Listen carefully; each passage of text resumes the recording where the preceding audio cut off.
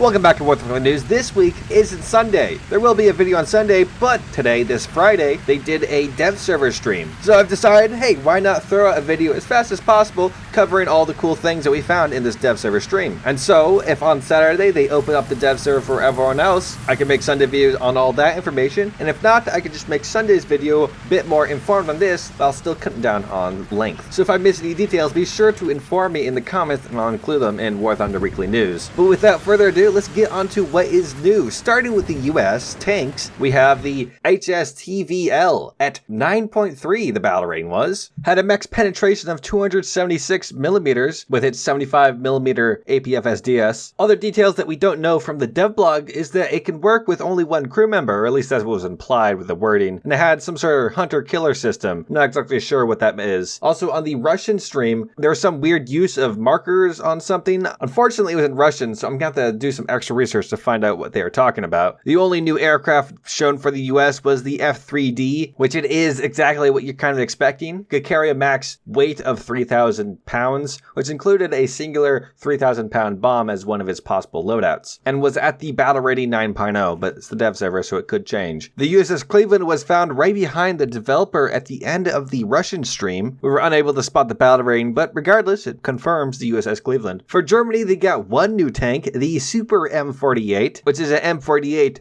but super. I don't remember the exact details of what it is. I assume it just has some extra armor and maybe better gun, but they only showed it off in the Russian stream, so I'll do all the interesting research stuff for Sunday's video, or whenever that video comes out. They also received some super overpowered missiles for their helicopters. Not necessarily fire and forget, I think, but we're getting close there. I think you just have to keep line of sight, but the designator doesn't need to be on the target. I'm not exactly sure what was special about these missiles because it was in Russian. I don't speak Russian, unfortunately. The Soviets got something that is much scarier than any helicopter out there. The 9P157 at 9.7 had ground radar and radar locking ATGMs. Yes, you heard me right. Essentially fire and forget. You have to keep line of sight, but you lock onto a target and you can lock onto the targets through smoke because they're radar, and you press the fire button and the missile tracks the enemy. In fact, you can actually fire two ATGMs at the same time with this thing. You have one with the radar lock onto an enemy tank, and then you have to manually aim the other one. Well, line of sight, you have to keep your pointer on it. I've decided to dub this patch my own name, regardless of whatever Gaijin puts on it. Fire and forget about high tiers. Best of all about this thing is you can also lock onto helicopters. I don't remember how much of a range the ATGMs have. I'm just thankful that this thing doesn't have any of the more nasty ATGMs that we're going to be running into later in this video. For aircraft, they had also received the Su-7B at 9.0, but in the dev server, it had no ordnance. Which is strange because the Su-7B is a ground attacker. Quite comical and kind of typical of dev servers. They most likely will have ground ordnance when it finally comes out, because I actually can't find a picture of the thing without rocket pods or some sort of bombs. And for Navy, the Russians are getting the Project 56, which I think I've talked about in some data mines before, and I also have forgotten where in the stream they talked about it, so oops. Really, it's just another destroyer. Post-war one, but probably will act just like all the others. The UK got a new tank. Well, okay, they got an old tank with some new paint on it. The Challenger 2 2F, which is a Challenger 2 with a bunch of stuff added onto it. Apparently even greater lower front plate protection, and it has the ability to have a upgrade kit that gives it a camo net and some other fluff. British people, you gotta get a new tank. The Challenger 2 is just not cutting it. You gotta do it for War Thunder. I don't know, maybe the tank's good in real life. I'm not sure. But for War Thunder, you need a new tank. I don't know, just go buy some Abrams or something. For planes, the British are getting the Scimitar. I swear, I talked about this thing in a prior video before. Altogether, it looks like a pretty neat jet. It can carry up to 4 bullpups, it seems, so that will allow you as well to destroy 9.3 tank battles like the G91R3 does. And for ships, they have the HMS York, which is shown off for a small period of time, and well, it's a ship. Really, the way I see this thing is it should be called HMS Old York, because there is a USS New York.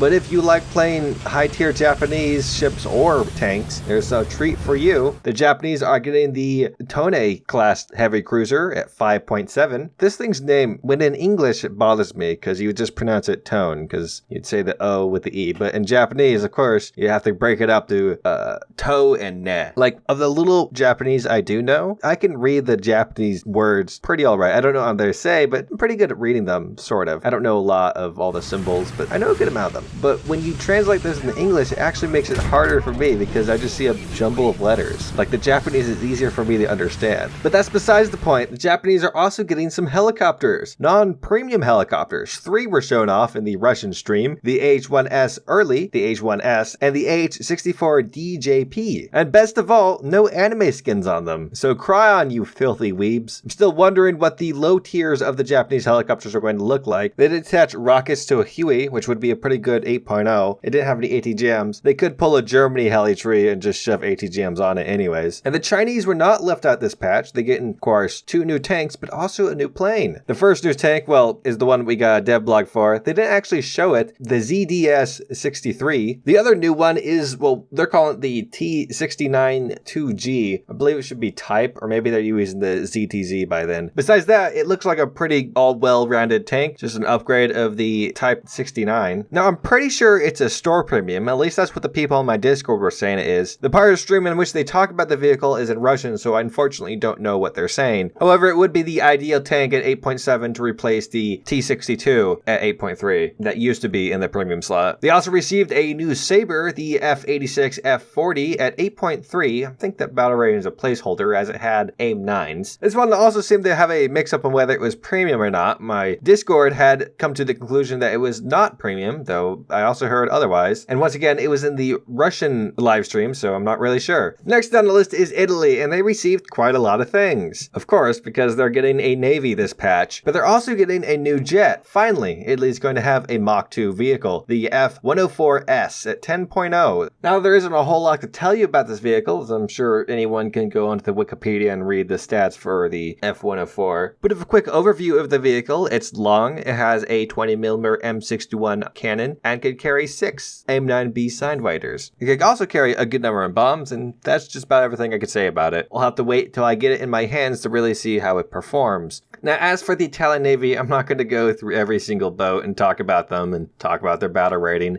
but they got the whole shebang. The boats, the ships, the light cruisers, and even heavy cruisers. No battle cruisers or battleships, unfortunately, but they did receive one new thing, and perhaps other nations will receive things like it in the future, but for now it seems to be only for Italy, and that is anti-ship missiles. On the vessel, the MC-591 is a turret with 5 short-range anti-ship missiles, and as in short range is they have a range of 10 kilometers, which I guess is short in the terms of naval conflicts. They're also not as speedy as you would assume anti-ship missiles are, some reaching around the sound barrier. These ones to reach 10 kilometers would take about a minute, which is still pretty fast for like a lot of stuff out there, but you're not going to be using these against large vessels as you might assume, so at 10 kilometers the ideal target is going to be a bit of a speck. But they also currently function as ATGMs, mouse-guided ATGMs, so they just go where your mouse is. I'm not sure if this is accurate to how they actually function, if they have an onboard computer or anything like that. And on top of all that, their payload is very small, doing very little damage to a destroyer, though they're probably going to one-shot most of the fishing vessels that it runs into. Currently, it does not pose too much of a threat to fun, however, it's leading to a concerning direction. I'm not sure if other nations have anti-ship missiles that fit this category, and there is going to be people asking, Italy got this, can my favorite nation have this? And Gaijin sure does love their power creep, and we may end up to the point in which you can one-shot a destroyer. We currently have radar-guided ATGMs, so anything's possible regardless of what they say. On what they say though, it seemed the developer was not too into the idea of larger anti-ship missiles. It's much more powerful. Much more powerful. But maybe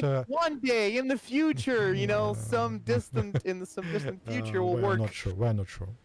Yeah, I know, of course not. Yeah, nobody knows. We'll see. Beyond that of the Italian Navy, there is their 420 boat, which is the PGO2 with the 76 on it, and a destroyer, of course, which were the pre-order premiums if you wish to get into the Italian Navy. For France, they finally, after all these years, well, it's only been a few months really, have gotten the Mirage 3C, coming to you after the Super Mystery B2 at 9.0, which I find that battle rating a little strange. It's probably a placeholder. It goes Mach 2 and has has some pretty interesting missiles. I unfortunately could not hear exactly what was so special about them, but essentially it's a big missile with a heavy payload and really long range. For tanks, the French are actually getting 3 of them, of course, the D2 at 1.3, and it is what the dev blog described it as. A premium, the AMX-14 M24 at 3.3 for Golden Eagles, and a M4A4 at 3.7. Now the question is this AMX-13 M24 have the M24 turret and the AMX-13 chassis, or is it the AMX-13 turret and the M24 chassis? Sweden is not left out of the fun, getting a new tank, the STRF 9056. Seems to be another STRF, but this time with some ATGMs on the side, and a setup similar to what the Bradley has. However, these ain't your grandpa's ATGMs that just fly at the enemy. These do fancy science stuff, and actually fly above the tank and explode above the tank, penetrating the top. And the military tacticians that came up with this brilliant design decided to call it Top Attack ATGMs. The name is just like so simple, but of course, a lot of military names are really simple because they gotta get into the jarhead's ideas of what it is. But these things are very concerning to me, as just about any tank has no armor on the top because they don't expect the explosions to be there. And if you're behind cover, these things can just fly over the cover. I'm just real happy that they're not combined with the radar guiding ATGMs, because then we'd be in for quite a lot of trouble. But even without that, these things are going to be a menace, especially the vehicle itself, because not only does it have the Top Attack ATGMs, but like the other STRFs, it also has a 40mm cannon that fires APFSDS, so it can do a lot of damage without the ATGMs. But the last bit on the Top Attack ATGMs is it seems that ERA worked pretty well on them, so time to grind Russia or China. And finally for the Swedes, they didn't get a new plane or anything, but the J-35D got some new missiles, the RB-24Js. Its prior missiles held it behind quite a lot. I'm hoping these new 24Js will do the trick. And that's just about all the new vehicles. There's other smaller details and functionalities that I didn't explain well or didn't explain at all in this video. If we get a dev server before Sunday, I'll be sure to do a stream of that. Otherwise, the War Thunder Weekly News video, the usual one, will be covering the more minute details and cleaning up any of the issues I ran into this one. This is basically for cutting down the time of that video. So before I close it out, first I'd like to thank my Patreons and YouTube members. Thank you very much for coming by. If you've enjoyed the video, please hit the like button. If you didn't like the video, don't hit the like button. If you want to see more, hit the subscribe button. I make news videos on War Thunder every weekend. I like to make random videos throughout the week, and I like to stream on Saturdays, so be sure to hit the bell icon to be notified anytime I upload anything. Thank you very much for watching. I hope you have a great day.